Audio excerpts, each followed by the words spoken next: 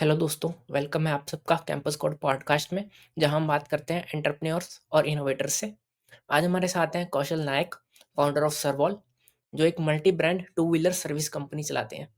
उन्होंने अपने बिजनेस को पैन इंडिया लेवल तक एक्सपेंड किया है और शार्क टैंक इंडिया के अपकमिंग एपिसोड में भी फीचर होंगे। आज हम उनसे बात करेंगे उनकी जर्नी, बिजनेस चैलेंजेस और इलेक्ट्रिक व्हीकल्स के बारे में। तो चलिए शुरू करते हैं। Welcome to the Campus Code podcast. आज हम आपकी जर्नी के बारे में जानेंगे कि कैसे सर्वॉल स्टार्ट हुआ। तो मेरा फर्स्ट क्वेश्चन आपसे यही है कि आपको प्रॉब्लम कहाँ दिखी जो टू व्हीकल सर्विसेज में, सॉल्यूशन कहाँ से आया और कैसे सर्वॉल स्टार्ट हुआ? Mayank, first of all, thank you very much for having me on your podcast. It has been a good opportunity for me also as well to connect with your audience. So thank you very much. Uh, so speaking about the servo, basically, I'll be very frank with you. It is not something about very great idea. When I completed my bachelor of engineering in automobiles, I wanted to be in automobile for my lifetime because it was my passion, and so that I have joined a company which was a manufacturing plant. So I've been there around a year. Then I thought, okay, manufacturing plant is not a place. I was working there in the quality department, so it was kind of a very limiting environment where I was not learning much. So I decided to try somewhere else in automobile domain only, and उसके बाद मैंने एक sales job ली एक commercial vehicle company में. I was a area sales manager, or you can say an executive. I was looking around one area. I was traveling. I was giving demo of the commercial vehicles to the fleet owners, to the mining barons who were using commercial vehicle on day-to-day basis. And so it was an experience. I worked there around 1 or 1.5 year. Then just like any young student, I was thinking like कि मुझे बहुत कुछ है. I'm so talented and I should bring some more knowledge to gain something out of it. So मैंने decide किया कि I will pursue my MBA. So I had applied in MBA college. But due to the low merit percentage, क्योंकि 2-2.5 साल से मैं out of academics था, so I couldn't perform well in the entrance exam, so I couldn't get the admission. And then there was only one option left, is to work again. So again I joined one company. Fortunately it was a service sector. So वहाँ पे मैंने काम करते करते 3-4 साल काम किया, which was Honda Cars India Limited passenger car segment. और वहाँ पे काम करते करते I have pursued my MBA from a distance learning. So मेरा जो एमबीए करने का सपना था वो भी मैंने पूरा कर लिया, और उसके साथ साथ मैं जॉब भी कर रहा था. I was in good position, I am earning well. और जब मेरी एमबीए खत्म हुई, एमबीए इन मार्केटिंग खत्म हुई, उसके 1 आध साल तक मैंने जॉब की. और एक कीड़ा होता है सबको, आजकल आपको भी होगा और सारे यंग एंटरप्रेन्योर को होता है कि कुछ ना कुछ लाइफ में अपना करना है. कोई अपना बॉस नहीं होना चाहिए, हम हमारे कमांड्स खुद लेंगे. तो उसी के चलते मैं कुछ अपॉर्चुनिटीज ढूंढ रहा था जहां पे मैं काम कर सकूं. Fortunately there was one opportunity. मुझे लगा कि टू व्हीलर इंडस्ट्री में स्कोप है, और उसका एक मेजर रीजन ये था, ये आत्मज्ञान होने का, कि मेरे पास पैसे बहुत कम थे. अगर if I wanted to be in a four-wheeler service segment, I need to have a modern workshop which is a investment of something around 50-80 lakh rupees at that time. तो मुझे जो करना था वो बहुत ही बेस्ट करना था, और जो पैसा था मेरे पास बहुत ही कम था. सो वही बजट में मुझे कुछ ढूंढ निकालना था, और मुझे ऑटोमोबाइल में ही रहना था. तो मेरे पास एक बुलेट हुआ करती थी जिसके मैं सर्विसेज वगैरह करवाता था, और मैं देखता था इस इंडस्ट्री में क्या चल रहा है. तो एट अ टाइम मुझे ये लगता था कि जो मैं फोर व्हीलर सर्विस इंडस्ट्री में काम कर रहा था पैसेंजर सेगमेंट में, अगर किसी की एक नॉर्मल इकोनॉमी कार मेरे यहाँ पे सर्विस में आ रही है, तो उसको जो कस्टमर एक्सपीरियंस मिलता है, उसको जो ट्रीटमेंट मिल रही है कस्टमर्स को, वो अगर वही कस्टमर के पास बुलेट होगी, अच्छी हुँ, से अच्छी, या फिर कोई भी व्हीकल पकड़ लीजिए आप होगी, जो वो घर पे यूज करता होगा फॉर लोकल कम्यूट, अगर वो हुँ, सर्विस करवाने के लिए वो जा रहा है, तो उसे वो कस्टमर एक्सपीरियंस पहले तो मिल ही नहीं रहा। हुँ, अ, तो ये एक बहुत बड़ा फैक्टर था जिससे मैं जुड़ा। मुझे लगा कि ये कस्टमर एक्सपीरियंस लाना चाहिए टू व्हीलर सर्विस इंडस्ट्री के अंदर, क्योंकि रिपेयर करने वाले छोटू मुन्ना भैया बहुत गली नुक्कड़ पे हैं ऑलरेडी। तो रिपेयर्स मेंटेनेंस की तो वहां पे कमी नहीं है, बट जो कस्टमर एक्सपीरियंस चाहिए, कस्टमर को जो सर्विसेज चाहिए, आजकल कस्टमर के हुँ, पास टाइम नहीं रहता। कस्टमर खाना भी जोमेटो पे ऑनलाइन ऑर्डर हो जाता है। हुँ, तो बिल्कुल। वहीं पे ये एक इंडस्ट्री है जो one of the biggest industry of India. अगर आपको शायद थोड़ा सा नॉलेज होगा भी कि India hmm, is is one of the biggest consumer market in terms of two wheelers, correct. या और जो ज्यादातर इंडिया की टॉप 5 कंपनीज हैं in terms of two wheeler manufacturing, they are the global leaders also. इतने हुँ, बड़े market के अंदर अगर इतना एक सर्विस गैप मुझे दिखा, तो मुझे लगा कि I should start a business. So I have um, open one small workshop और somewhere around 500 square feet carpet area में मैंने एक छोटा सा वर्कशॉप स्टार्ट किया, हुँ, along with my childhood buddy, who is Bhavesh, is still with us and looking after the technicals of the company. So he was at time, he was a mechanic at some two wheeler workshop, and I hmm, was in automobile। और मैंने automobile के काफी सारे dynamics देखे थे, sales हो या service हो या मैन्युफैक्चरिंग हो। तो मुझे उस टाइम पे लग रहा था कि आई एम वेरी कैपेबल और मैं कर लूंगा। और हुँ, इसी के साथ मैंने ये स्टार्ट किया बिजनेस। लगभग before around 10 years we started our first workshop in a small hmm, town called Chikhli, which is hmm, in southern Gujarat region, जिसका population is somewhere around 10,000 if you'll Google it. So hmm. this is where I started my business journey. तो उसके बाद आपने 500 square feet में office लिया and start Yeah. किया तो कैसा रिस्पॉन्स था फिर? So with the grace of God, you can say, or with our efforts, you can say, the business was running very smoothly. Yes, hmm, as it was a new business, we had to struggle a lot. हुँ, अगर two wheeler service में आ रहा है तो there are no washing boys, so I myself have to clean um, those vehicles, um, pick it up from the customers houses and drop it off to them. So काफी सारी जो business की hustle होती है, वो शुरुआती 6 महीने में हमने फेस की। But with the grace of God, as I said, business की कभी कमी हमें नहीं हुई। इसका एक हुँ, मेजर रीजन था कि the kind of services we were providing, whether वो, जैसे कि मैंने हाईली उसको मेंशन किया कि एक छोटे से टाउन के अंदर हमने स्टार्ट किया था, ऐसे छोटे से टाउन के अंदर भी हम पिकअप एंड ड्रॉप दे रहे थे। तो देवर हुँ, क्वाइट हैप्पी कि अगर उसके फोर व्हीलर में जो सर्विस मिल रही है, आज उन्हें टू व्हीलर के अंदर मिलने लगी है। We are providing them the maintenance contracts. हमारे पास उस समय की लेटेस्ट टूल्स इक्विपमेंट्स हुआ करती थी, जिससे हम व्हीकल्स को रिपेयर करते थे। Proper um, job cards, standard operating procedures, proper estimation. उस हुँ, टाइम पे हमने एक फीचर हमने उस टाइम पे लॉन्च किया था कि हमारे पास जो सीसीटीवी कैमरा सेटअप था, उसका लाइव टेलीकास्ट का लिंक हम कस्टमर्स को शेयर करते थे, क्योंकि अगर उसका सर्विस व्हीकल का सर्विस हो रहा हो, तो उसे घर हुँ, बैठे देखना हो, तो वो भी वो देख सकता है। बिकॉज अरे! ये इंडस्ट्री इतनी अनऑर्गेनाइज है, और ज्यादातर मुन्ना भैया छोटू भैया ही चला रहे हैं, जो बहुत हुँ, ही कम पढ़े लिखे हैं।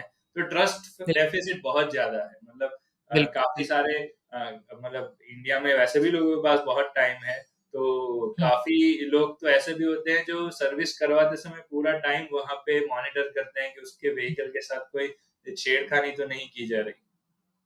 हुँ, तो ये ट्रस्ट डेफिसिट को कम करने के लिए हम ऐसे एफर्ट्स भी ले रहे थे, which was kind of unique and interesting for the customers. So business word of mouth से बहुत अच्छा ग्रो किया।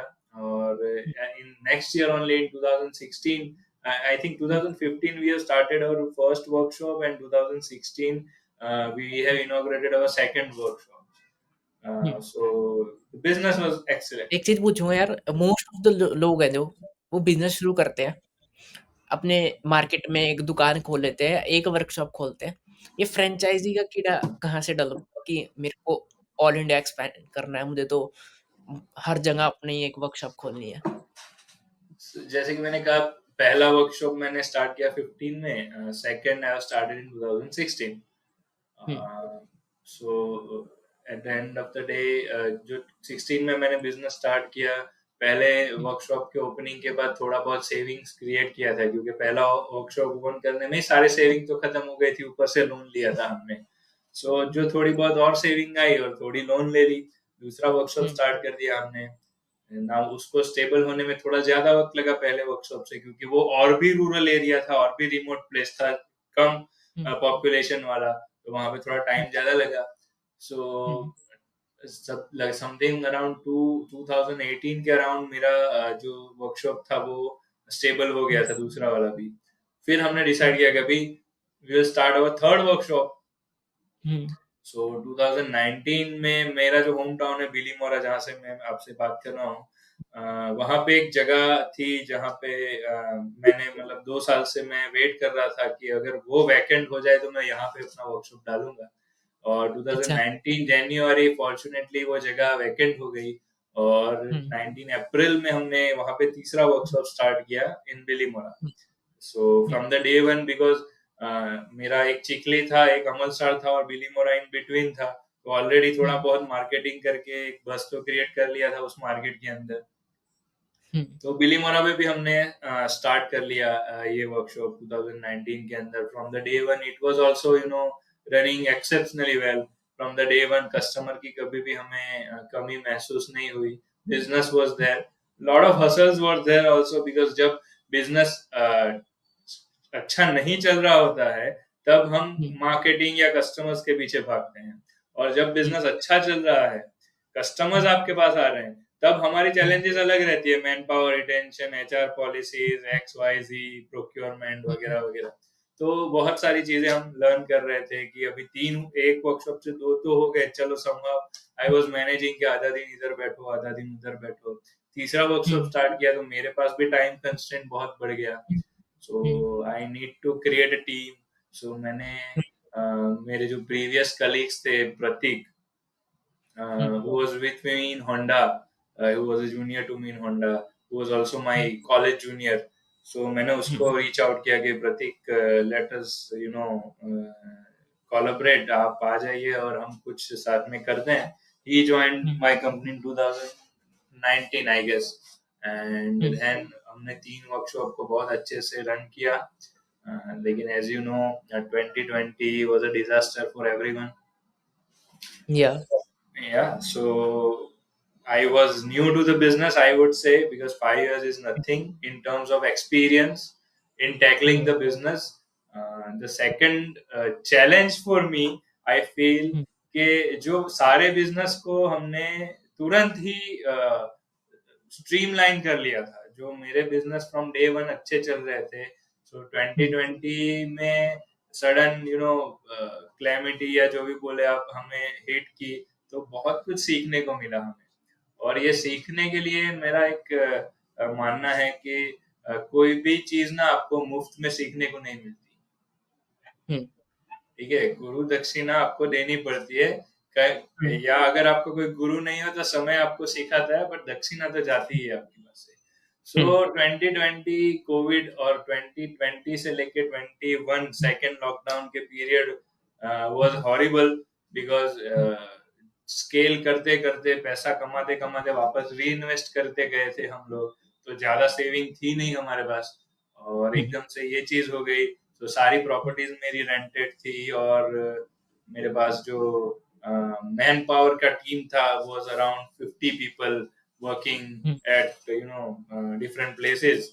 सो हुँ, उनके सैलरीज पे करना, रेंट्स पे करना, ऊपर से बिजनेस रिस्ट्रिक्शन, पहले तो लॉकडाउन में तो कंप्लीट बंद था, सेकंड लॉकडाउन में भी कंप्लीट बंद था, इन बिटवीन जो हुँ, खुलता था उसमें थी आधा दिन वर्क करो। तो अगर हुँ, सर्विस इंडस्ट्री में है और आपके पास वर्किंग टाइम कम है, तो of course you hmm, can not make the revenue. So hmm, it was a disaster. बहुत लॉस किया ऑफ कोर्स। जो भी कमाया था उससे ज़्यादा गँवा दिया 3 साल 4 साल के अंदर।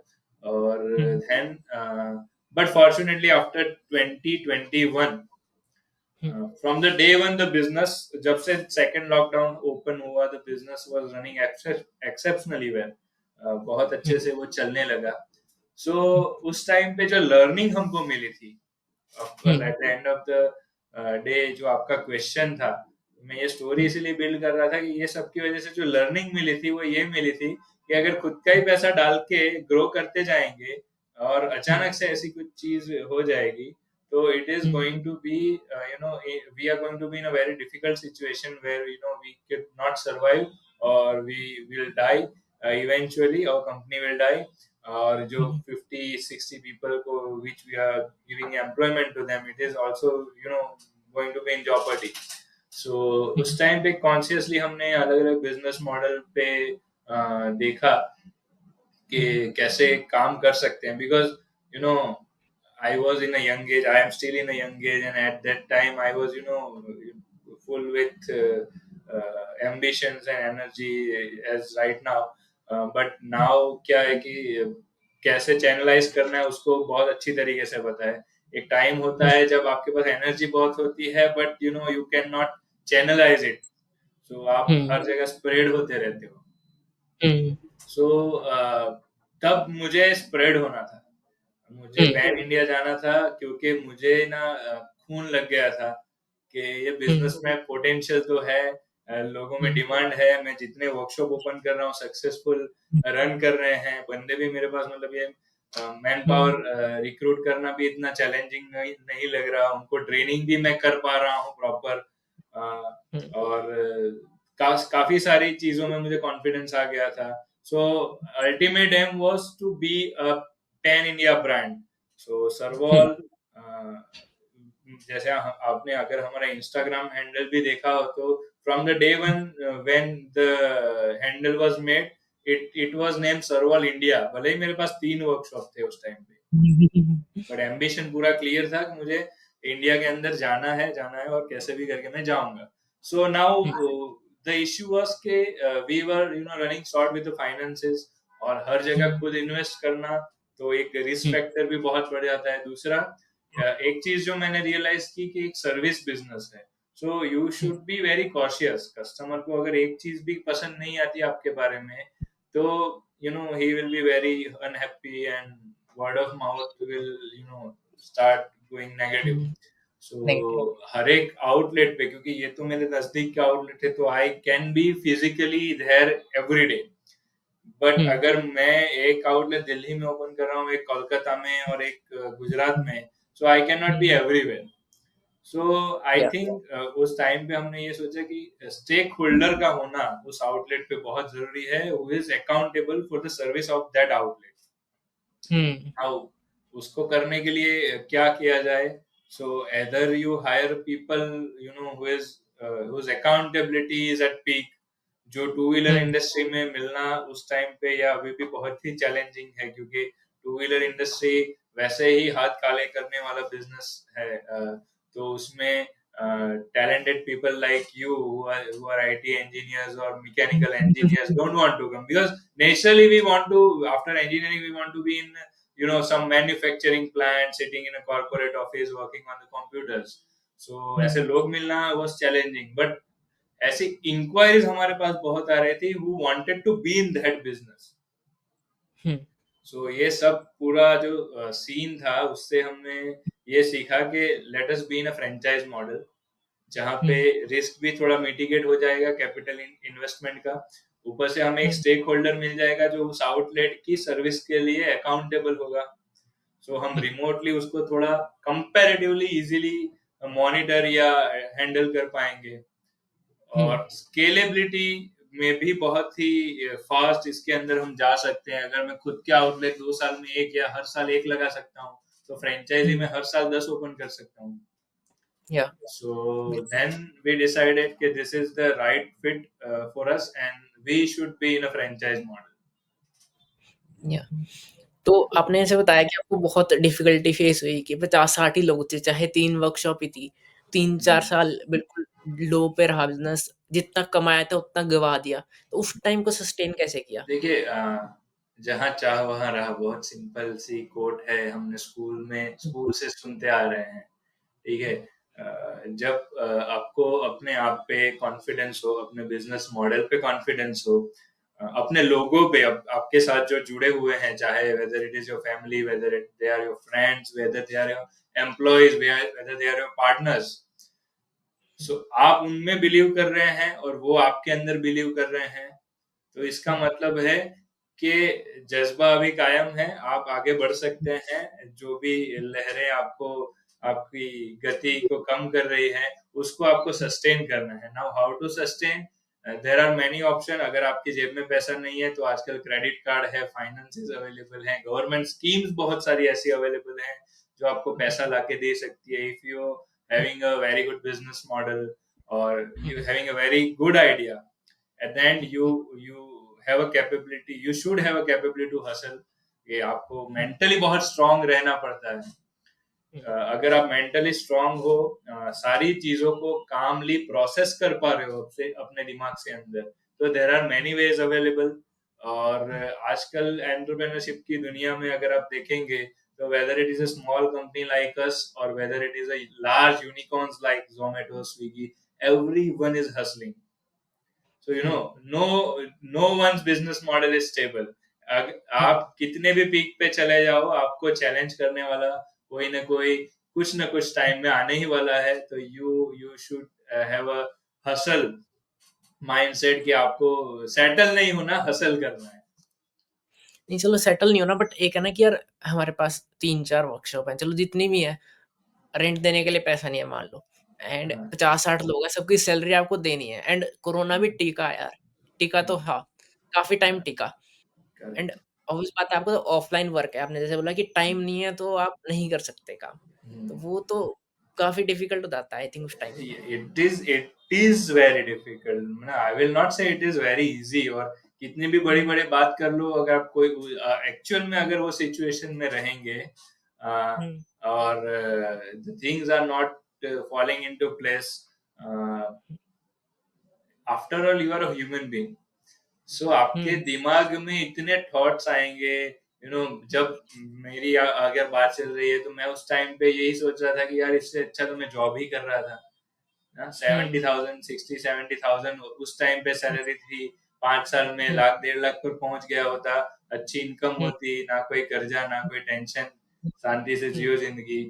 हुँ, सेकंड टाइम पे ये हो रहा था कि यार अगर ये खत्म होते होते मैं इतना फाइनेंशियल डेप्थ में चले जाऊं, तो कैसे रिकवर करूंगा। तो ये सब बिल्कुल, डर नेचुरल थे, लग रहे थे। बट हुँ, आफ्टर ऑल ये सारे थॉट्स की बैटल में मेरे पॉजिटिव थॉट्स ने नेगेटिव को बीट किया। And um, this is what I wanted to say, कि आप कामली अपने थॉट्स को कितना प्रोसेस कर पाओ। At the hmm, end of the day वही आपको आगे लेके जाता है। अगर आप वही थॉट्स को लेके पकड़ के सोचते रहो और थिंकिंग करते रहो, which is very um, natural for me as well as every entrepreneur of India. अगर आप गौतम अदानी की भी बात करें, तो उनके भी कुछ दिन ऐसे होते होंगे जिसमें उनको खाली नेगेटिव ही थॉट्स आए। But at the end of hmm, the day जो सम टोटल है, वो पॉजिटिव का ज्यादा हो तो वो आपको आगे ले जाएगा, नेगेटिव का ज्यादा हुँ। हो तो आपको रोड ब्लॉक बना के खड़ा कर देगा। कोई हैबिट्स जो आप फॉलो करते हो लाइक ओवरथिंकिंग ना करे बंदा कामली प्रोसेस करे हर चीज़ को? सो मैं जब से I was a very bad student in my school. I was very very bad student in my college. So I hmm, hard barely passed out after from engineering, hmm, but I was the first guy to get a job after completion of my engineering। This is not to boast about, but इसलिए मैं हुँ, बता रहा हूँ कि मेरे parents ने, मेरे पिताजी ने पहले से, मतलब from at the beginning of my schooling I was the ranker. मेरे क्लास में टॉप रैंक में आता था। और जैसे ही आगे बढ़ता गया, तो मेरे रैंक्स कम होते गए, मार्क्स कम होते गए, स्पोर्ट्स एक्टिविटीज मेरी बढ़ने लगी। तो मेरे फादर हुँ, ने बहुत पहले से मुझे एक ही चीज बोलते थे कि कुछ भी, मतलब मार्क्स लाने के लिए कुछ भी मत करो। हुँ, अगर जो भी पढ़ो, जो भी लिखो, वो अपने इंटरेस्ट के लिए पढ़ो, कि जो भी बिल्कुल। पढ़ रहे हो वो समझ में आनी चाहिए चीज़। और दूसरी हुँ, बात, मेरी मदर हमेशा मुझे पढ़ने के लिए बहुत इंस्पायर किया करती थी। हुँ, सो मेरे जितने भी डिस्क्रिप्टिव सब्जेक्ट होते थे जिसमें पढ़ हुँ, लो और फिर अपने हिसाब हुँ, से आंसर लिखो, हुँ, उसमें मैं टॉप करता था। और जिसमें हुँ, कहीं भी कैलकुलेशन आती थी मैं फंस जाता था। हुँ, So it is, very bad thing for any engineer, but it is what it used to be. So वही आदत ने मुझे आगे जाके बहुत ज़्यादा हेल्प की। मतलब मुझे I I am not saying that I am a avid reader, but मैं बहुत ज़्यादा पढ़ता हूँ। बहुत हुँ, ज़्यादा जब इनिशियल टाइम था आफ्टर इंजीनियरिंग और during engineering, so I was um, into self help books, तो मैं बुक्स बहुत ज़्यादा पढ़ता था, which has kind of shaped my overall attitude, my discipline. Um, then till date I am a reader. मेरे desk पे हमेशा मैं एक बुक रखता हूँ, जब भी टाइम मिलता है मैं पढ़ लेता हूँ। दिन के एटलीस्ट मैं ट्राई करता हूँ कि 10 से 15 पेज तो पढ़ ही लूँ, तो हुँ, 1 महीने में 1 बुक मेरी कंप्लीट हो जाए। हुँ, सो पढ़ने से मुझे बहुत ज़्यादा हेल्प मिली। दूसरा, मुझे एक बहुत शौक था और है, हुँ, जो मैं अभी भी करता हूँ, राइटिंग का।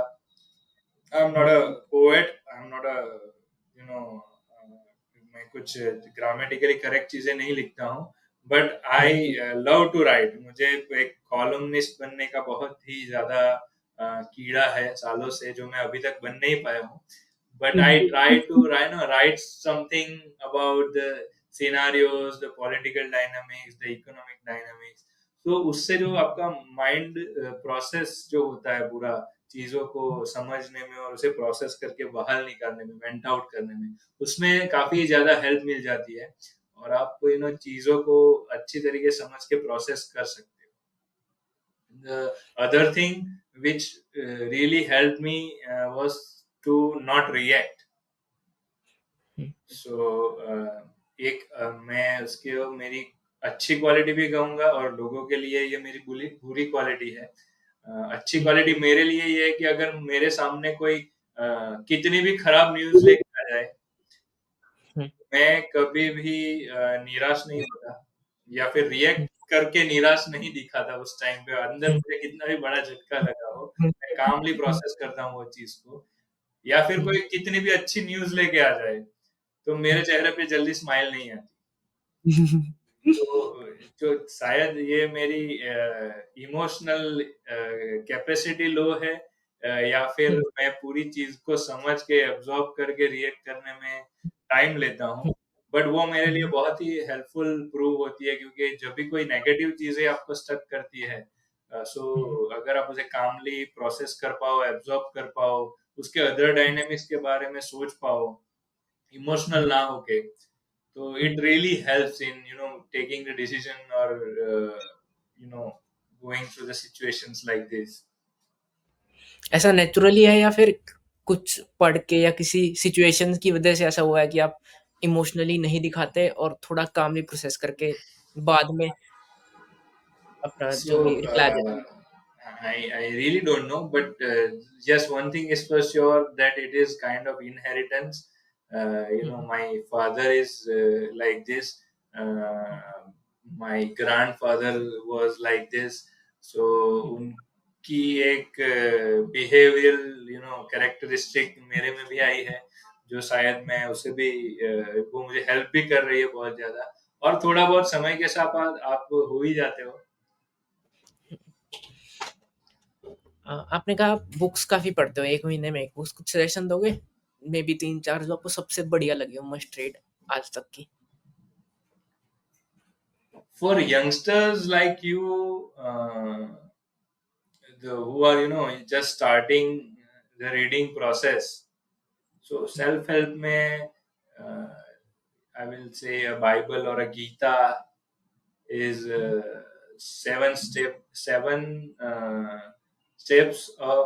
7 habits of highly effective people by Stephen Covey. I think it is the best, and जो आपको uh, मजा आएगा पढ़ने में, whether you are interested in reading or not. हुँ, तो जिनको कुछ सीखना है उनके लिए मेरे हिसाब से वो अच्छी बुक है। और हुँ, मैं नॉवेल्स ज्यादा पढ़ता नहीं हूँ, बट फिर हुँ, भी अगर किसी को शौक है तो I will suggest Shiva trilogy by mister Amish Tripathi, Immortals of Meluha and the series up till Scion of Ixwaco. So there are three or four books which are, I think, very very interesting. You will learn a lot of things about uh, Indian mythology, not Indian history. Also, ऐसी books पढ़ने से आपकी imagination इमेजिनेटिंग power बहुत ज्यादा बढ़ जाती है, जो आपको अदर चीजों में, बिजनेसेस में स्पेशली आपको हेल्प करती है टू बी क्रिएटिव। तो दिस टू आई बिल्कुल। Think good to start with. There are n numbers of book which have helped me a lot, so there is a huge list. But these two, if you're starting reading, you are a newbie, then these two will definitely help. सिर्फ़ startup से related पढ़ते हो या फिर कोई भी like novels, self help सब कुछ? So if you want to read something about startup, there is a book from Mr. Peter Thiel, hmm, 0 to 100 और समथिंग का ये टाइटल है। हुँ, जो मेरे ख्याल से it is totally different book. If you want to be a startup CEO, there is a very um, अभी 1-2 साल पहले ही शायद बुक पब्लिश हुई है, celebrity CEO, which is hmm, basically will not teach you about startup or business model, but it is about a life of a CEO, of a startup CEO। Hmm, and कि एक youngster बंदा जो startup अपना शुरू करता है तो कैसी चीजें होती है उसके साथ, और कैसे वो एकदम से हुँ, सेवेंथ हेवन पे पहुंच जाता है और दूसरे दिन कैसे वो जमीन पे भी आ जाता है।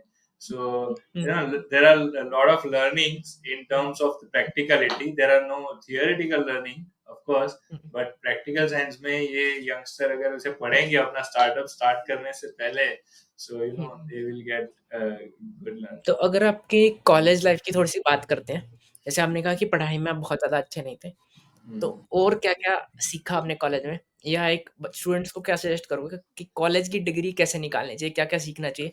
या आपने क्या-क्या चैलेंजेस फेस किए? और क्या आपका स्टार्टिंग से था एंटरप्रेन्योरशिप की तरफ ध्यान? या यही था कि So सिर्फ जॉब ले मैं इस पोजीशन में तो नहीं हूँ कि किसी को एडवाइस दे पाऊँ specially about the academics, but of um, course now I have been to I am Indore also, so कुछ तो मैं बोल ही सकता हूँ, इतना तो वजन है। एक चीज शायद स्टूडेंट्स के लिए नहीं, बट ओवरऑल इंडियन इंजीनियरिंग की जो हालत है, या फिर मैनेजमेंट भी मैंने एमबीए भी किया हुआ है तो उसकी भी जो हालत हुँ, है, um, our education is not focused over the application. बिल्कुल। Case studies I am not very sure, क्योंकि मैं बहुत टाइम से एकेडमिक्स से अलग हूँ, हुँ, स्पेसिफिकली इंजीनियरिंग वगैरह। सो केस स्टडीज पे ज्यादा फोकस होना चाहिए। और हुँ, अगर आपको नहीं मिल रहा है as a student case studies वगैरह पढ़ना, फिर भी मैं सोचूंगा, if you want to be a brilliant student, if you want to get hired by some good company, or if you want to start your own startup, hmm, focus more on the case studies other than the theoretical aspect, which will bring you some good marks in the exam. It will not hmm, count at the end of the day, because hmm, as I said, I hardly passed out of my engineering, and now a lot of engineer, hmm, good talented engineer works in my company. So it hmm, really doesn't matter. You hmm, should be practical enough to learn lot of things, process lot of things।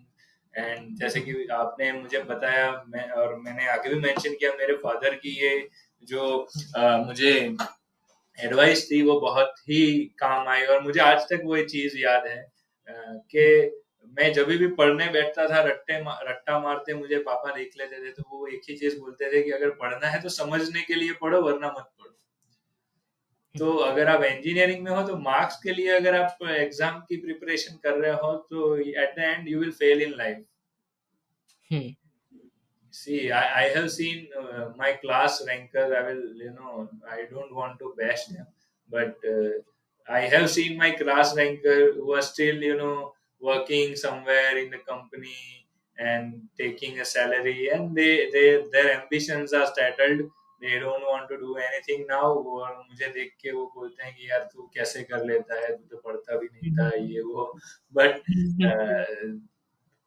This is the thing, क्योंकि वो लोग ये जो था वो marks के लिए पढ़ रहे थे, वो किसी रिक्रूटमेंट में अपियर होने के लिए पढ़ रहे थे, जो उन्होंने कर भी लिया at the end, but then there is other factors as well. तो मेरी जो स्कूलिंग या फिर जो कॉलेज लाइफ थी, जो मैंने बोला I was not in the studies, तो from the standard 8 I was into the sports.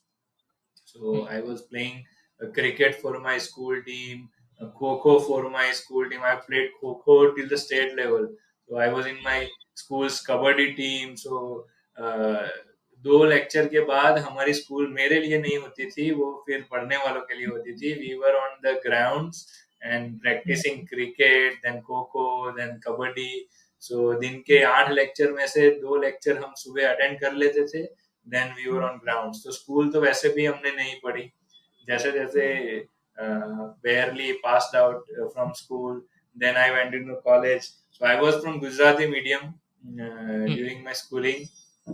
So when I entered into engineering, it was in English and hardcore, theoretical language. The jargon was used, and I was like, कि मुझे तो कुछ समझ में नहीं आ रहा। तो first year I hardly passed out 2 or 3 subjects out of 10. So एक साल मुझे वहां से पहले दिन से मालूम था कि I am going to be a super senior there. So then from second year also I was not good, और second year में जब पढ़ाई में समझ नहीं आ रही थी, मैंने वापस डिसाइड किया कि let us be in sports. So then I started playing cricket for my college. I started playing volleyball in the nights. I started playing football in the evening. So again college में भी वही start हो गया। So fourth year आते आते realise हुआ कि यार मेरे साथ जो पढ़ने वाले थे वो तो पास आउट हो रहे हैं इस साल, अभी अपने को भी कुछ करना पड़ेगा, otherwise I will be here for times. So fourth year में मुझे रियलाइजेशन हुआ कि यार पढ़ना भी चाहिए, वो भी जरूरी है, कि यहाँ से निकलना भी पड़ेगा, जॉब भी करनी पड़ेगी। And then I started studying, and in fourth year only I, जब 3 साल तक मैंने हार्डली पास्ड आउट। अगर मैं टोटल भी करूँ तो 3 साल में मैंने 10 सब्जेक्ट भी पास नहीं किए होंगे। इन fourth year I cleared almost 20 subjects, and as I have not studied the first 3 years, in last year I have to study almost 12 subjects, plus I have to be in training for 6 months at some manufacturing plant. So this is how my college was. I was a very notorious kind of student in my school life as well as college life. Be there at chai ki tapri the whole day. आते जाते को छेड़ना, sports खेलना, you know बहुत सारी चीजें थी जो मैं नहीं बोल सकता, जो हमने की है कॉलेज में, जो जो करके लाइफ लर्निंग बहुत मिली। उस टाइम एंटरप्रेन्योरशिप का कुछ भी नहीं था आपका कि खुद का कुछ करना है? नहीं, देखो, मैंने इतना स्पोर्ट्स खेला कि मुझे क्या करना है वही नहीं पता। बीइंग वेरी फ्रैंक, मतलब मैंने अपना बिजनेस, इवन शायद मैंने जॉब स्टार्ट किया फिर तो मुझे पता चला कि आईआईटी क्या चीज होती है, या आईआईएम क्या चीज होती है, यूपीएससी क्या होता है, स्टार्टअप क्या होता है, वो तो बहुत एंड में पता चला हमें। सो नहीं था इतना चलो ठीक है, अवेयरनेस भी नहीं आपने था, और जॉब मिल पीयर गई, ग्रुप आपको भी डिग्री। ऐसा था पूरा दिन खेलने वाला, तो ना तो उनसे मैं कुछ सीख रहा था, ना तो कॉलेज के अच्छे स्टूडेंट्स को मिल रहा था जो पढ़ रहे थे वहां पे जाके। So I was very unaware, to be very frank. But हाँ, इतना इतना कॉन्फिडेंस पता नहीं कहाँ से आता था मुझे। हुँ, एक अंदर एक कॉन्फिडेंस जो था ना, जो आज भी है कि मैं लाइफ में कुछ कर लूंगा, कैसे भी करूंगा बट कर लूंगा, क्या करूंगा उसका मुझे नहीं पता था। सो यस, हाँ। और दूसरी चीज के एक मेरे अंकल ने बहुत टाइम पहले, मैं जब छोटा था तब से बोली थी, जो मेरे जहन में तीन चार चीजें ऐसी है मेरे चाइल्डहुड की, जो सीख हुँ, थी मुझे मिली और उसको मैंने पकड़ के रखा। मेरे अंकल ने एक चीज बोली थी बहुत सालों पहले कि ना, जो भी करना बेस्ट करना, वरना मत करना। तो कपड़े भी पहन, तू बेस्ट पहन, तू हुँ, पढ़ तो भी बेस्ट पढ़, तू खेल तो भी बेस्ट पढ़, वरना मत कर।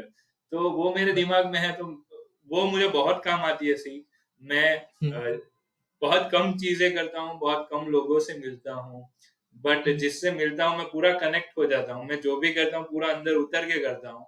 Otherwise I I don't do it. मुझे लोग कुछ भी बिल्कुल, बोले, उससे कोई फर्क नहीं पड़ता। बिल्कुल। और कोई चीज़ें और कौन-सी 2-3 चीज़ें बताई आपने? लाइक और कौन-सी इस एक तो ये So, तो होगी। this was the one. Then again from my father कि uh, whatever you do or whatever you read or whatever teachings you get, उसको आपको समझना बहुत ही ज़रूरी है, रादर देन मुझे आप चार चीज़ें पूछेंगे, चार इक्वेशन पूछ लेंगे तो I am not able to mug it up और रिमेंबर, बट अगर मैं उसे समझ लूँगा तो मैं आपके लिए इक्वेशन बना के दे दूँगा। बिल्कुल। सो एक ये 2-3 चीज़ें हैं। पढ़ने वाली बात मेरी माँ माँ की कि जो पढ़ाई करो, ये मतलब read out lot hmm, of books, newspapers even which hmm, can a, create many dynamics in your mind. आपको बहुत कुछ हुँ, सोचने पे मजबूर कर देंगे ये चीज़ें। आपकी ब्रेन पावर को डेवलप करेंगे, अ, आपके प्रोसेसर की स्पीड को फुल्ली यूटिलाइज करेंगे, so that hmm, your application can give you the best results. या तो कॉलेज की डिग्री होगी। एक आपने बोला कि एमबीए करने का आपका सपना स्टार्टिंग से था, ऐसा क्यों? एमबीए क्यों करनी? Business. So that is where I think you wanted to ponder over. So हाँ, business करना था मुझे from the beginning, but क्या business करूँगा उसके बारे में मुझे clarity नहीं थी। अ, मुझे कुछ ना कुछ बिजनेस में तो होना था, मतलब मैं कुछ भी करूँगा। बहुत कुछ सोचा था मुझे, अ, स्कूल हुँ, स्कूल ओपन करने के बारे में, एजुकेशन में, आईटी हुँ, में, रियल हुँ, एस्टेट में। सो बिजनेस मेरे को करना था, बट क्योंकि पढ़ाई-लिखाई कम हुई थी, हाँ, समझ में नहीं आ रहा था कि कैसे किया जाए, कैसे हुँ, लोग बड़े बनते हैं, कैसे 5-6 स्टार्टअप्स को हैंडल करते हैं, 5-6 बिज़नेसेस को हैंडल करते हैं। तो वो सारी हुँ, चीज़ों में बहुत क्यूरियोसिटी आ रही थी मुझे after joining my first job, because वहाँ पे मैंने ये सब देखा था, हुँ, कि जनरल मैनेजर्स होते हैं, सीईओ होते हैं, सीईओ होते हैं। So then I started realizing I wanted to be like them. I wanted to start my own business. I want to be a CEO someday. So this is how it started. और तब मुझे लगा कि मुझे MBA करना चाहिए। This is kind of stepping stone के जिस पे पैर रख के मैं जा सकता हूँ ऊपर। और कुछ एक बिलीफ सिस्टम एक बिलीफ सिस्टम है कि प्रोसेस इज द की। मतलब मैं ऐसे ही बिजनेस या ऐसे ही कोई जगह पे नहीं बैठना चाहता था जहाँ के लिए मैं क्वालिफाइड नहीं हूँ, या फिर जो जगह पे बैठ के मैं धीरे धीरे क्वालिफाई हूँ उस जगह के लिए। बिल्कुल। कोई एमबीए की लर्निंग जो आपको आज भी हेल्प करती है स्टार्टअप में? I don't think so. मैंने जहाँ से एमबीए की थी मुझे ऐसी कोई लर्निंग मिली हो। हुँ। नेक्स्ट आपने होंडा में जॉब की, तो होंडा हो करेक्ट। वहाँ से सीखा कि So yeah, I have learned a lot of things from my previous employers. I am very, grateful to them for giving me the opportunity.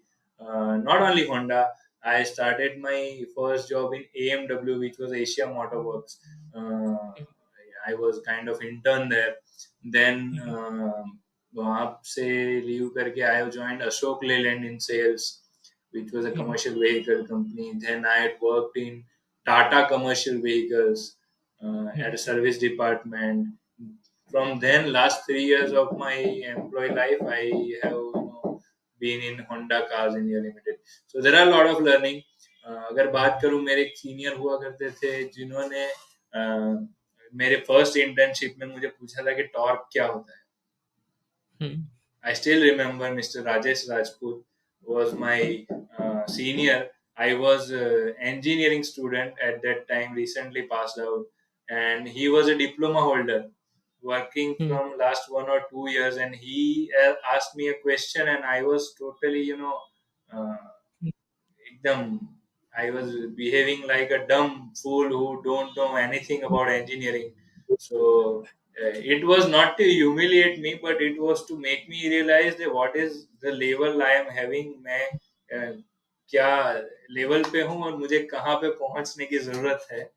So hmm. the biggest and the first learning he gave to me was, एक छोटा सा ऐसा question जो मुझे बहुत सारी चीजों को रियलाइज करवा गया कि जो मैं आर्ट स्टैंडर्ड से लेके from last year of college जो मैं कर रहा था वो मुझे कहाँ कहाँ पेन देने वाली हैं चीजें. So he was very supportive, he was a good mentor. और जितने भी समय में उनके अंडर काम किया, ही वाज अच्छे से अच्छे प्लांट के प्रोजेक्ट में उन्होंने मेरे पास काम करवाया और बहुत कुछ सीखा वहां से. Then I will, take your time sharing my experiences, which are key to shaping my life. So one was this. Second, when I said I was working in Ashok Leyland, there used to be a dealer owner named Mr. Deepak, or Hare. He was,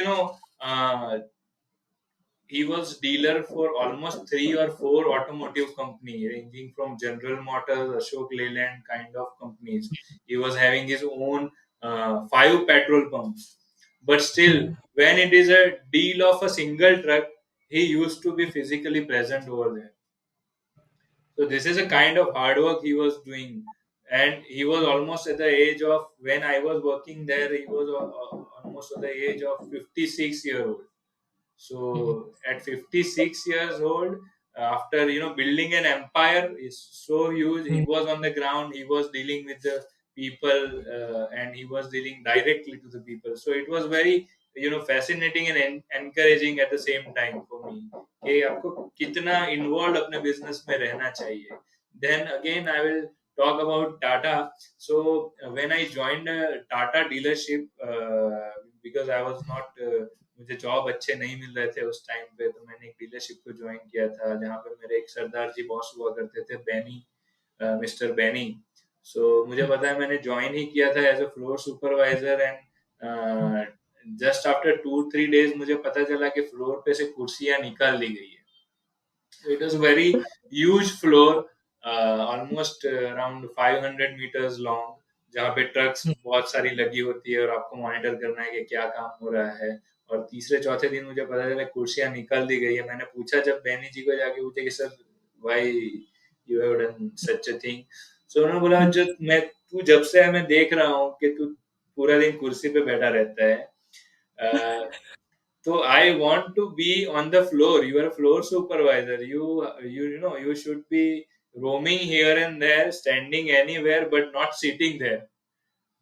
So उसके बाद मतलब मुझे वो भी एक, it was a big learning for me. उसके बाद मैंने वहां पे मेहनत की. वहां पे मैंने 3 महीने के अंदर प्रमोशन लिया. And then finally in Honda. Of course, it is Japanese company, so a lot of thing about process, hygiene, uh, time, importance of the customer, importance of the quality. So Honda was kind of बहुत कुछ Japanese चीजें सिखा के गया जो मुझे आज भी पसंद है और जिसको मैं अपनी कंपनी में भी फॉलो करने की ट्राई करता हूँ. So these are some key highlights or key learnings from each of my employers. कोई इंटरेस्टिंग जापानीज की चीजें शेयर करना चाहोगे? So, as you mentioned, interesting, I must tell you the most interesting thing about Japanese is they are boring. Correct. So they will do nothing interesting. Okay, so they will bore you so much हुँ, एक ही चीज को बार बार बार बार बार बार करके perfection लाने में वो इतना उनका passion होता है और इतना वो लोग अंदर उतर जाते हैं कि it at the and it will shape your behaviour, आप कैसे बिहेव करते हैं, and this is the most interesting thing about them, I think. If you'll, see the Japanese car, if you'll compare hmm, them, even if you take Honda or even if you take Toyota, they don't believe in giving interesting features into their car, but they more rely on the safety and the performance of the vehicle. या Yeah. तो अब Honda में आपने जैसे बताया कि 60-70 हज़ार की नौकरी है, आपको अपना स्टार्टअप करना है, तो 60-70 हज़ार की जब नौकरी ऑब्वियसली छोड़ी होगी, वो क्या सीन था? फैमिली का कैसा रिएक्शन था? So क्या of बोला course my फैमिली ने? father from the day one is very very very supportive. Uh, मैंने जब उनको फर्स्ट टाइम पे बताया तो as I said he was expressionless, so I couldn't figure out कि क्या है, क्या मतलब वो सोच रहे हैं, but at the end I I I realise कि उनको भी लग रहा है कि अच्छा ही लग रहा है कि मैं इतनी बड़ी सेक्रीफाइस करके एक बिजनेस में एंटर हो रहा हूँ. So he was feeling proud. Yeah, I took that decision. But otherwise, from apart from my father, everybody was skeptic. सब हुँ, लोग हुँ, मुझे डायरेक्टली और इनडायरेक्टली ये समझाने की ट्राई कर रहे थे कि I should not be in a business while I'm hmm, having a good and sound job when I'm where I'm earning good enough hmm, and being at hmm, my home. So directly or indirectly, everyone was skeptic about me कि यार ये हुँ, क्या करने जा रहा है. और दूसरा बड़ा एक रीजन था कि I was starting a two wheeler workshop. Hmm, for them it hmm, is kind, वो तो 10वीं पास लोग करते हैं, तू क्यों कर रहा है. सो आफ्टर तुझे ऑटोमोबाइल इंजीनियरिंग इसलिए थोड़ी करी, तूने करी है कि तू टू व्हीलर वर्कशॉप डालेगा. अगर तूने इंजीनियरिंग है, तू तेरे को कुछ करना है तो फोर व्हीलर का वर्कशॉप होना चाहिए या फिर कोई कस्टमाइजेशन शॉप होनी चाहिए तेरी, जो हुँ, फ्लैगशिप हो अपने एरिया में, या कुछ ग्राउंड ब्रेकिंग होना चाहिए. But I was you know doing a two-wheeler workshop, so it is hmm, quite disheartening for my well-wishers at that hmm, time. But when hmm, they saw my progress after 2-3 years, they realized that I was right, I was hmm. doing the right thing at the right time. तो अब आते हैं अगर shark tank पे आपने pitch किया अभी season 4 में, तो वहाँ पे कैसा एक्सपीरियंस रहा? So the experience, to summarize it, it is good experience, I will say. Not great. It hmm, was a good experience. It's very interesting. बहुत कुछ चीजें हमें प्रोडक्शन के बारे में सीखने को मिली, कैसे कितना डिटेल में वो लोग प्लान करते हैं, कितना कौन से लेवल पे वो लोग काम कर रहे हैं. सो there were a lot of learning also, how much serious they are about their show, और बहुत सारी चीजें वो लोग करते हैं जो जिसको एक्सपीरियंस करने में मजा आता है और सीखने भी बहुत चीजें मिलती है. ये क्या मैं पूछ सकता हूँ कि ग्रेट क्यों नहीं रहा और सिर्फ़ गुड क्यों रहा? It was it was of course, मतलब अंगूर खट्टे तो आपने सुना ही होगा. हाँ। तो हमें वहां से डील नहीं मिली, तो मैं ऐसे शब्दों का प्रयोग नहीं करूंगा. So it is a very practical thing to say, but yeah, मतलब ग्रेट, मुझे ओवरऑल एक्सपीरियंस के बारे में पूछा इसलिए मैं दो तीन चीजों के बारे में मुझे लगा कि it should not be there. Hmm, first thing जो हमारे साथ भी हुआ और पास्ट में भी काफी लोगों के साथ हुआ है, to sensationalise the show, they unnecessarily create a drama. Hmm, That is something which is not needed in a show for a startup. There hmm, should be a feedback, genuine feedback on the face, right onto your face, but there should not be a drama over there. आपने कई सारे promo clips में भी देखा होगा. सो हुँ, ये एक चीज है. सेकंड थिंग आई थिंक, जो इस टाइम पे वो लोगों ने गलती की कि आपने हुँ, अगर देखा है तो 1, 2 और 3 दोनों तीनों सीजन में थोड़ा व्यूअरशिप का डिप आ रहा था. हुँ, और इस साल ये जो करंट ईयर में उन्होंने एक बहुत ज्यादा बोल्ड ओवर हुँ, बोल्ड स्टेप ले लिया है कि वो लोग ये शो को टीवी पे टेलीकास्ट नहीं कर रहे हैं और ओटीटी पे टेलीकास्ट कर रहे हैं। सो इसका अच्छा। मतलब ज्यादातर कंपनियां फॉर अस हुँ, और फॉर एवरीवन, अगर 180 हुँ, कंपनियों का पिच टेलीकास्ट हो रहा है तो उसमें से 160 कंपनी 170 कंपनी तो गई वहां पे इसीलिए है कि उनको मास मीडिया कवरेज चाहिए, उनको टीवी पे हुँ, आना है या ना, उनको अपना ब्रांड टीवी पे प्रेजेंट करना है।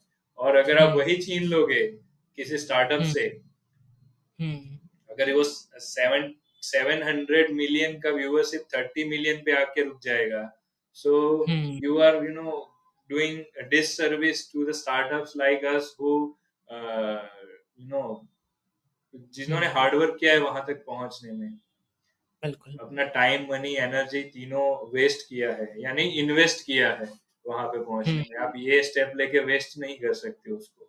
तो अभी हुँ, ऐसा नहीं कि सोनी लिव ओटीटी नहीं देखते हैं, लोग देखते हैं, देखने वाले, बट टारगेट ऑडियंस बहुत ही नैरो डाउन हो गया है।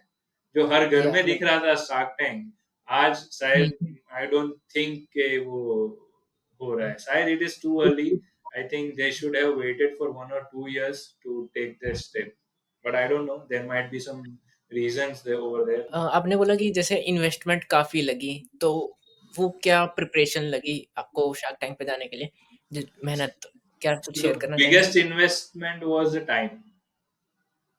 हुँ, It is a phase 1 का फॉर्म फिल करने में आपको 2 दिन लगते हैं, phase 2 का फॉर्म फिल अप करने में, वीडियो क्रिएट करने में, उसके बारे में सोचने में आपको कम से कम 1 हफ्ते का टाइम चाहिए। उसके हुँ, बाद आप खुद वहां पे जाओगे ऑडिशन देने जब फेज 3 में, तो उसका प्रिपरेशन करने में आपको 10 दिन लगेंगे। बिल्कुल।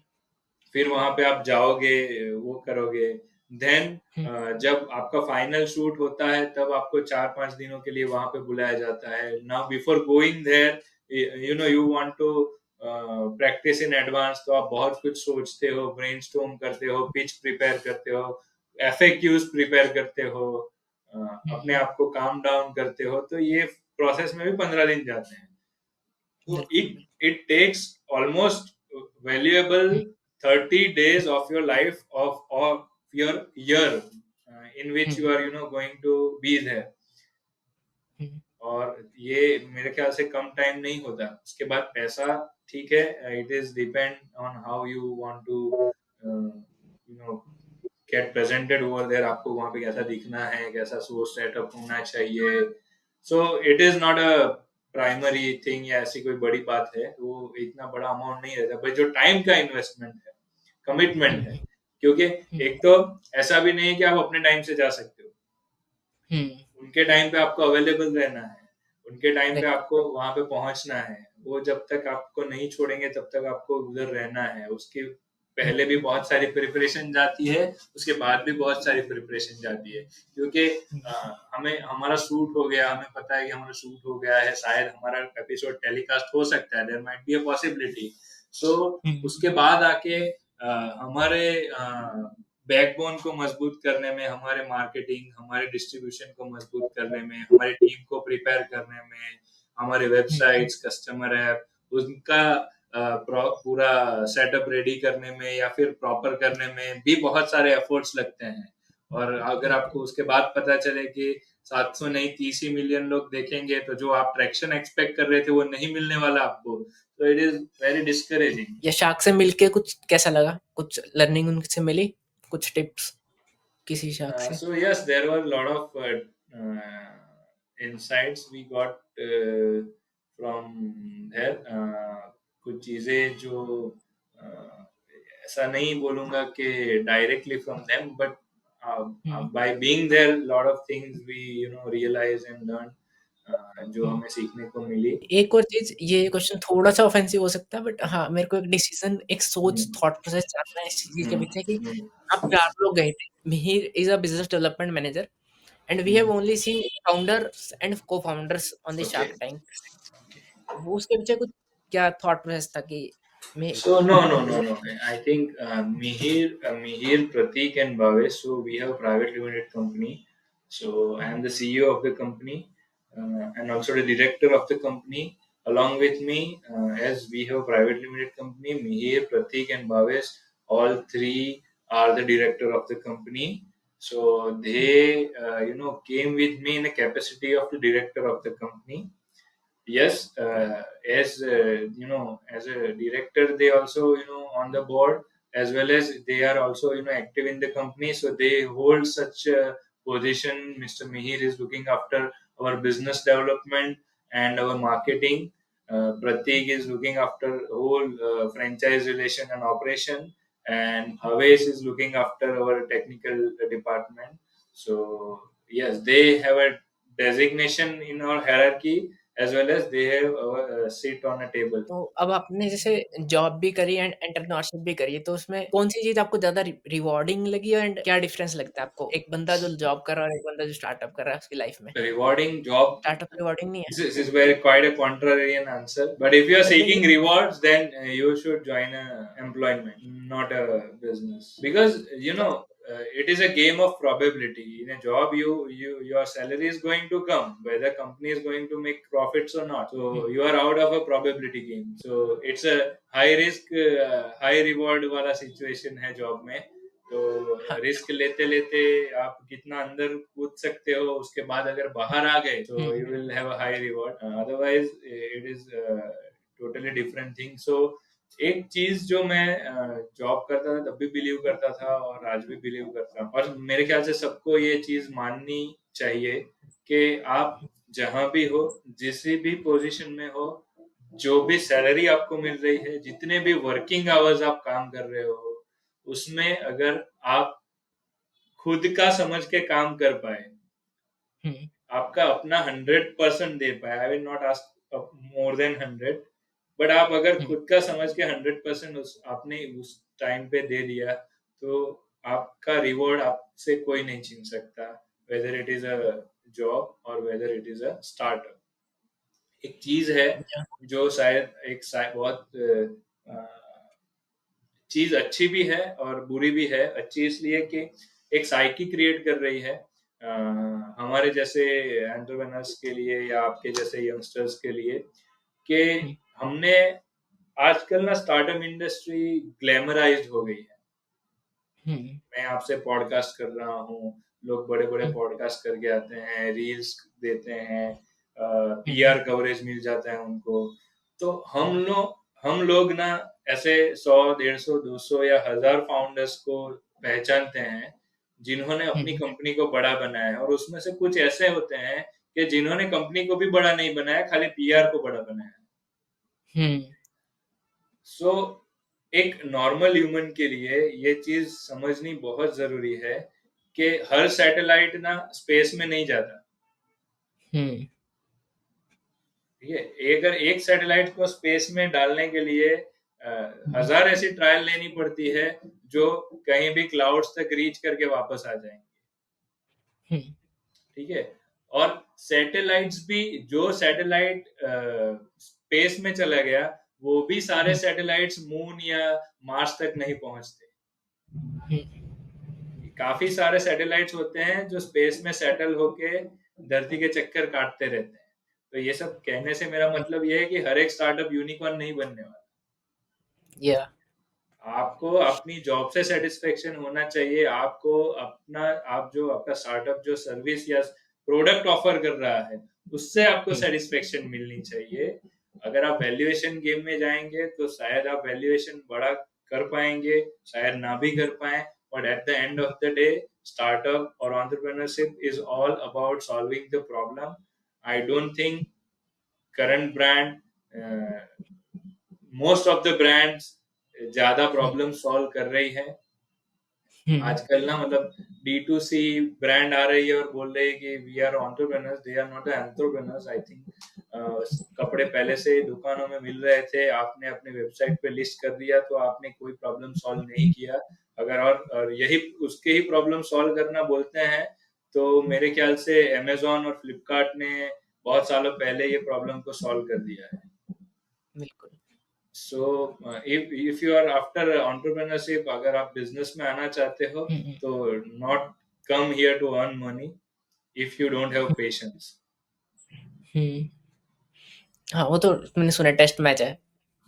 Yes, it is a test match. Reward बहुत बाद में आएगा। अगर इंस्टेंट रिवार्ड चाहिए तो आप जॉब करते रहो, आपको इंस्टेंट मिलता रहेगा हर महीने And एंड as अच्छा you खासा। mentioned, टेस्ट मैच में ना हर सेशन में गेम बदलता है।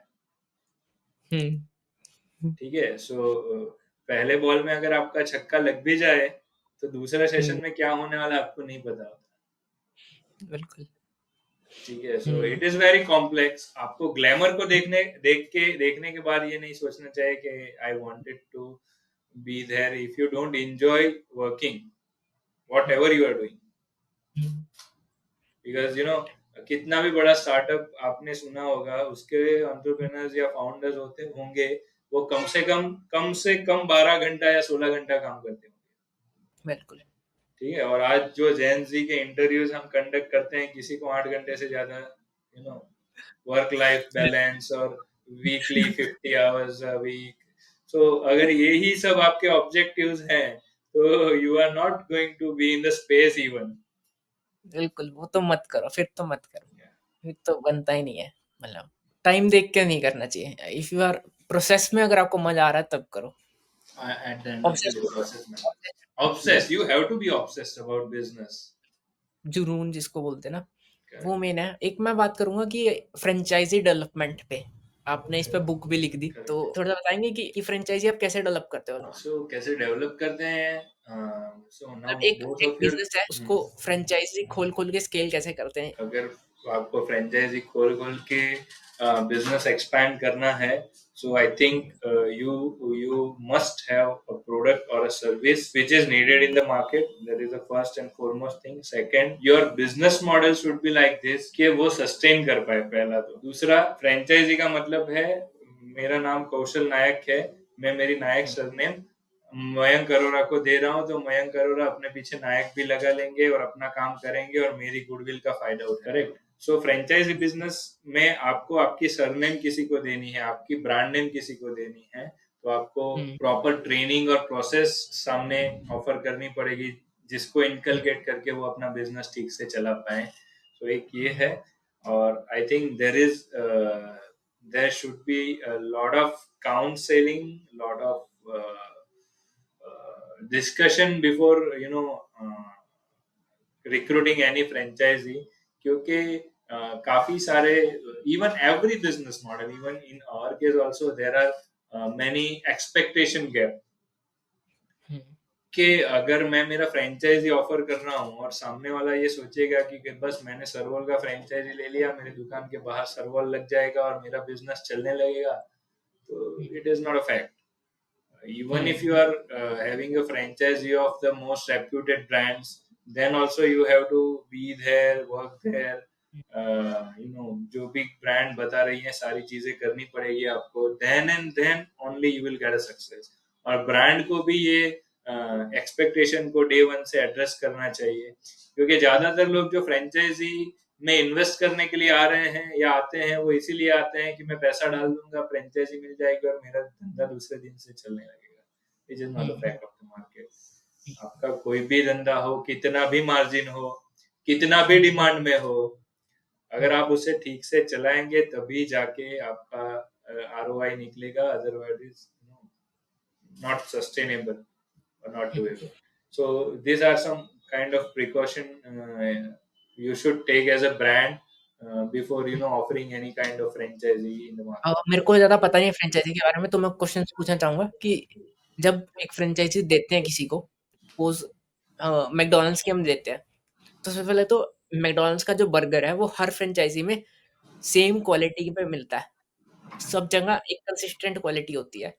तो वो मेंटेन करने के लिए एक ब्रांड क्या करता है? लाइक आप क्या करते हो? So that is what I mentioned कि आपको प्रॉपर ट्रेनिंग और हुँ, प्रॉपर प्रोसेस को डिलीवर करना होगा अपने फ्रेंचाइजी पार्टनर से।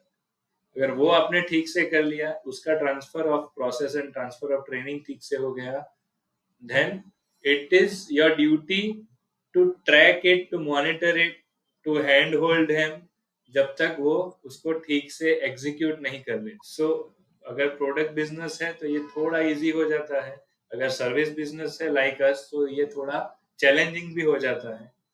हुँ, But if you are offering a franchisee, then you must do it. Otherwise, the brand will not be a brand. Offerings ही अगर change हो जाएंगे, dilute हो जाएगी आपकी brand. हुँ। ब्रांड मीन्स कंसिस्टेंसी सिंपल सी चीज़ है।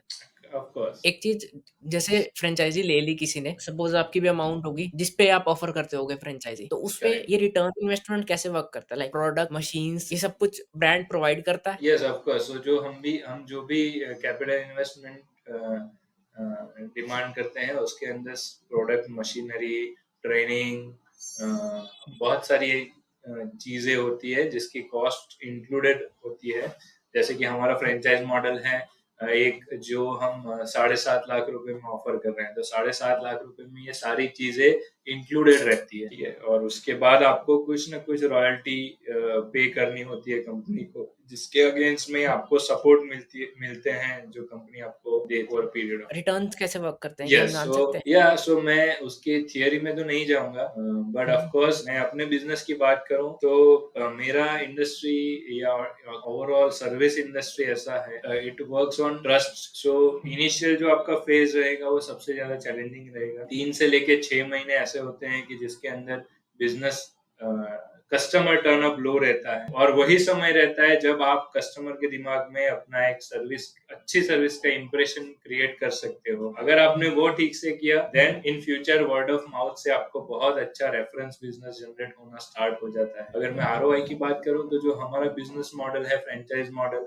इसमें हम फ्रेंचाइजी के लिए आरओआई जो है वो लगभग लगभग 2 से लेके 2.5 साल के बीच में वो पूरा रिटर्न ले लेते हैं अपने इन्वेस्टमेंट पे, and then hmm, they can start making profits break even के बाद। तो कोई भी बिजनेस मॉडल हो, मार्केट में बहुत सारी ऐसी ब्रांड है, मैंने काफी सारे फूड ब्रांड्स या ऐसे कोई ब्रांड्स को देखा है जो 6 महीने में आरओआई दे देती है, 2 महीने में दे देती है।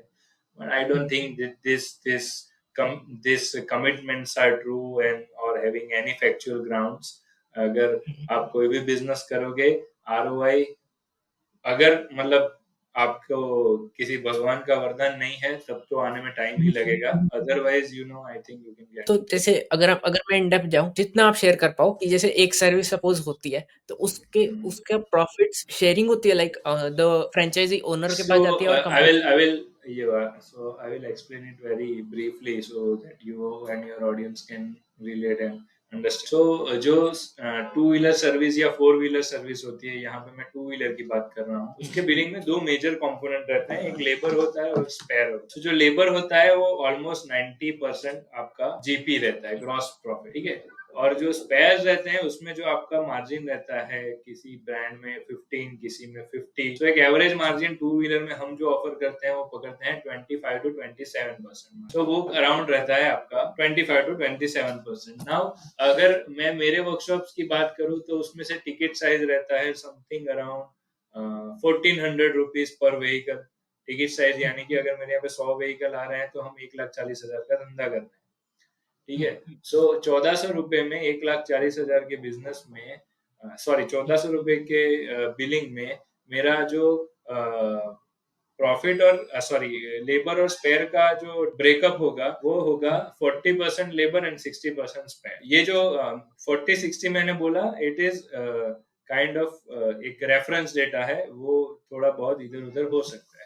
तो अगर हुँ, 1400 रुपए में 40% लेबर है, इसका मतलब है you are earning around 500 rupees of labor in each vehicle and 900 rupees of spares in each vehicle.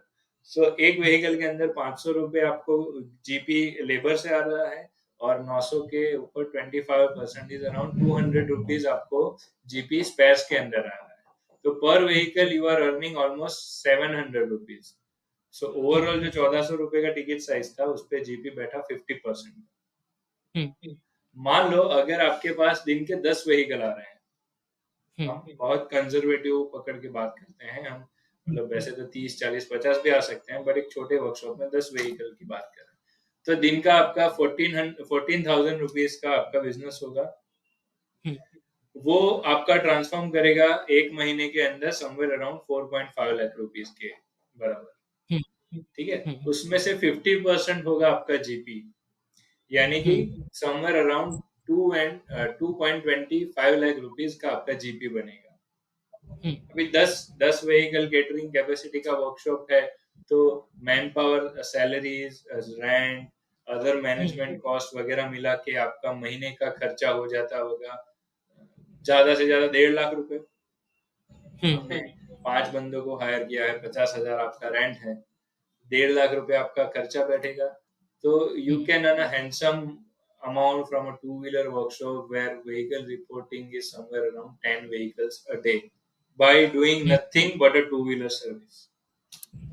या cool then thank you for explaining all this. एक आपने अपने लिंक्डइन पे ईवी ईवी के बारे में आप बहुत बातें करते हो, तो क्या सब सब कुछ ट्रांसफॉर्म होगा जो आइस व्हीकल्स आ रही है ईवी में कन्वर्ट होने वाली है? I think two two wheeler में मैं होगा नहीं होगा की बात तो मैं नहीं कर सकता, वो तो गवर्नमेंट ही बोल सकती है।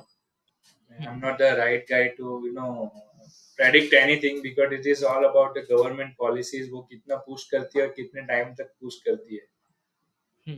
So I'm not the right guy to talk about it, but to wheeler industry में it is possible. अगर गवर्नमेंट ने चाहा तो ये चीज हो सकती है। 60% होगा, 70% होगा, 80% होगा, time will tell in next 5-10 years. Right now, where we are sitting in 2025, from last 5 years, I have seen the evolution of EV, like EV industry. Things are scattered. Industry is evolving. Standards are not set. तो कोई कुछ भी कर रहा है and people are buying it by good marketing techniques. There are some good brand, there are some bad brand, there are some worse brand, there are some non-brand.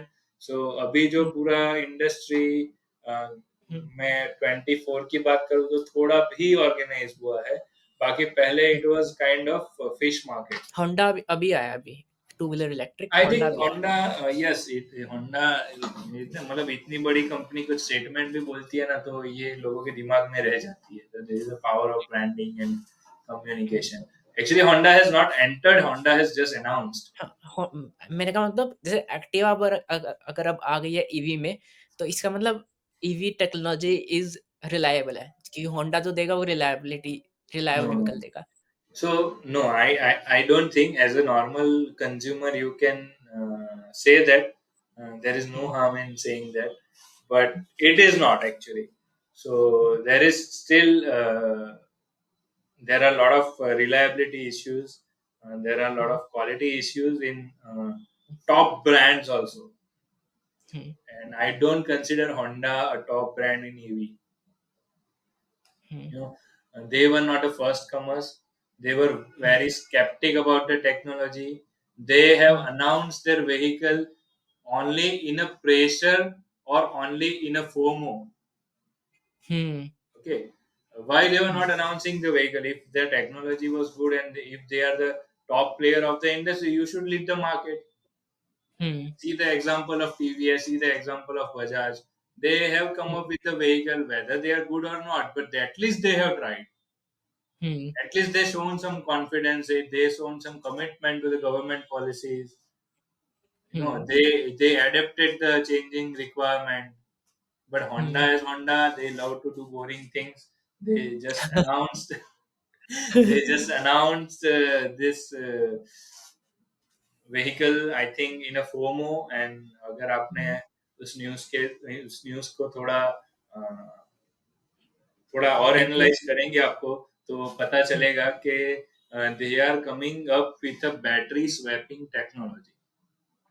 या Yeah, okay, so the Activa will going to be a vehicle in which you can swap the batteries.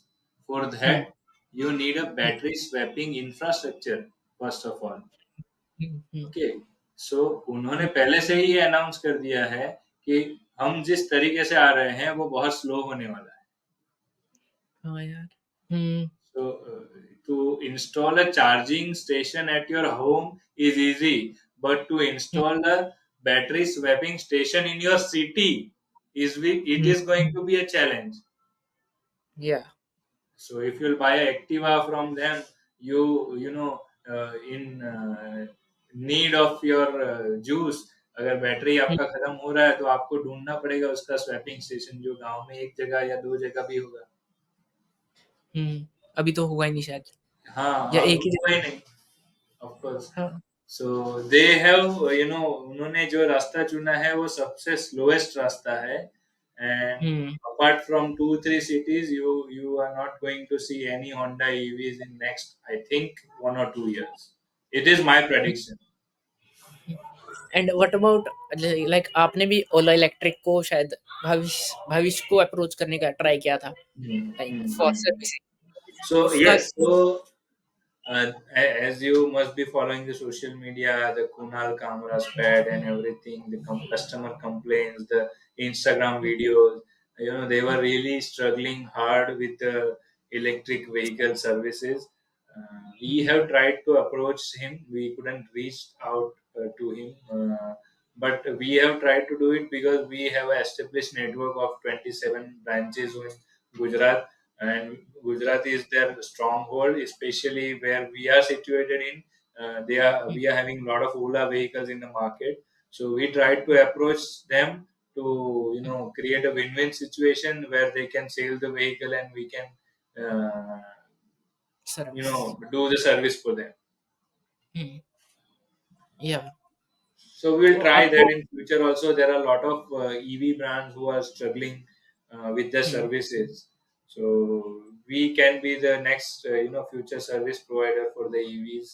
It is still very early to say anything, but we are trying to be. अब जैसे एक normal normal two wheeler EV होता है और एक Hmm. Electric vehicle वाला EV होता है, उसमें कितना एक फ़र्क आता है सर्विस में? ये ना मतलब बहुत डीप चीज है। मैं इस पे बोलना स्टार्ट हुँ, करूंगा तो मुझे टाइम कम पड़ हुँ, जाएगा। इतनी हुँ, चीजें हैं क्योंकि being in service industry and following this from last 4-5 years, मैंने हुँ, नॉलेज से ज्यादा बहुत सारे पर्सपेक्टिव सीखे हैं। एक मैं यहाँ पे मिथ ब्रेक करना चाहूंगा, मिसकंसेप्शन को ब्रेक करना चाहूंगा, because why it is important, because Indian users are buying EV, why, because they want to save the cost. This is a myth. Why? I prove it to you. अगर आप एक petrol vehicle purchase कर रहे हैं, ठीक है, 90,000 का petrol vehicle, हर महीने आपने 1,000 रुपए का अंदर पेट्रोल डलवाना है, हर 3 महीने में 1,000 रुपए की सर्विस करवानी है, सालाना खर्चा हो गया आपका 15,000। मान ले आपने चला लिया 3 साल, तो 45,000 will be your running cost including hmm, petrol and the maintenance. I will hmm, consider it at 50,000। आपने 90,000 हुँ, का व्हीकल लिया, 50,000 का खर्चा किया, एक 40 आपका 3 साल का यूज कॉस्ट हुआ। हुँ, उसके बाद हुँ, अगर आप उसे सेल करने जाएंगे, चलिए पकड़ लीजिए, हम हुँ, 5 साल की ही बात कर रहे थे, 5 साल, तो हुँ, ये खर्चा आपका पहुंच जाएगा 1,70,000। हुँ, उसके बाद आपने उसे सेल किया, ज्यादा नहीं पर फिर भी 50-1,000 आपका रीसेल वैल्यू आ जाएगा उसका, forty hmm, to hmm, fifty thousand rupees. So हुँ, आपका eight the and ownership cost जो हुआ 5 साल का, वो कितना होगा? एक somewhere lakh around 1,30,000, hmm, right? Now hmm, you are buying an EV vehicle. Hmm, It will cost you around 1,30,000-40,000 rupees on road with a range of 100 kilometers. Hmm, Correct. Now, whenever you will charge your vehicle, it hmm, will give you a mileage of around roughly around 80 to 90 kilometers. और ये हुँ, charging जो है आपको 15-20 रुपए में पड़ेगा, um, ठीक है।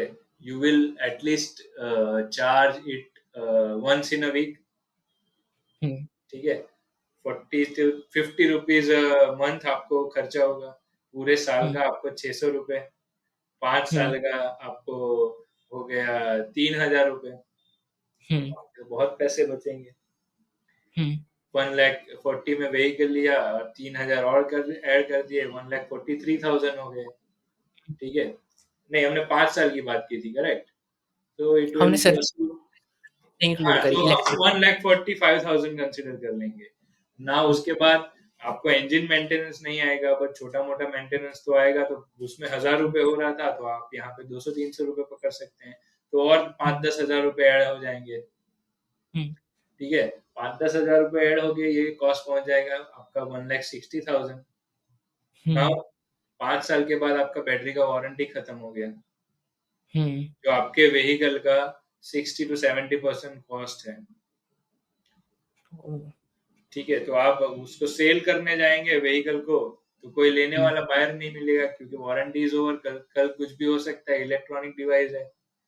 So you have hmm, two option, hmm, whether to buy a new battery which will cost you somewhere around 60, 70 or 80,000 rupees. Or other option is to Hmm. scrap the vehicle. Now, if you scrap the vehicle, you will get Hmm. hardly 10,000 rupees. Hardly. I mean, the best value you can get out of any scrapping center. Hmm. Okay, so ultimate ownership cost after 5 years will be 1,30,000. There it was 1,40,000. So there is Hmm. a hardly any difference in ownership cost over a period of time.